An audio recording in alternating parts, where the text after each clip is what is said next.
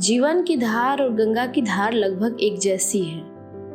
एक फर्क जो मुझे समझ आता है वो यह कि गंगा अपनी धार में बिना भेदभाव के सब कुछ अपना लेती है और वही इंसान अपने जीवन में तर्क और विवेक का इस्तेमाल कर प्राथमिकता में भेदभाव को रखता है। खुशी की परिभाषा मेरे अनुसार हो तो वो क्या होगी? प्रकृति की खूबसूरती में रम जाना,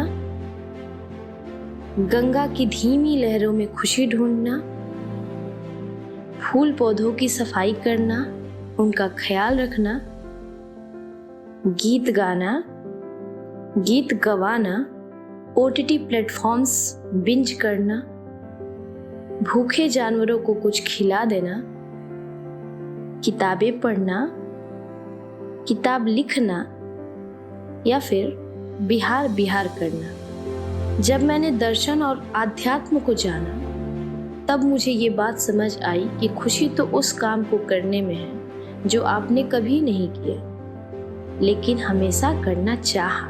हमारी एक खास पहचान है, वो है छठ महापर्व, और इस महापर्व से जुड़ी हर एक बात दुनिया में कहीं भी बसे हुए यहाँ के लोगों के मन में गर्व का एहसास कराती है। छठ में हर समाज, हर समुदाय के लोगों की बराबर हिस्सेदारी होती है।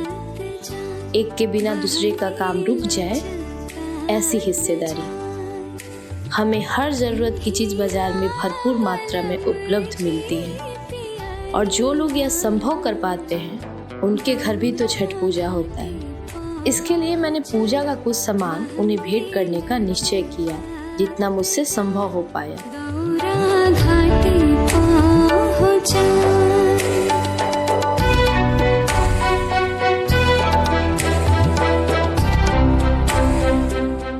जैसे फल वाले दुकानदार को सुपली में दिया और फूल बाती, सुपली वाले दुकानदार को डलिया भर फल, दिया और फूल बाती, और दिया बनाने वाले लोगों को फलों से सजा हुआ सुपली।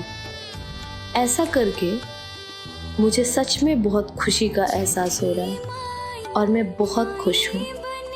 आप सभी को छठ महापर्व की बहुत बहुत शुभकामनाएं।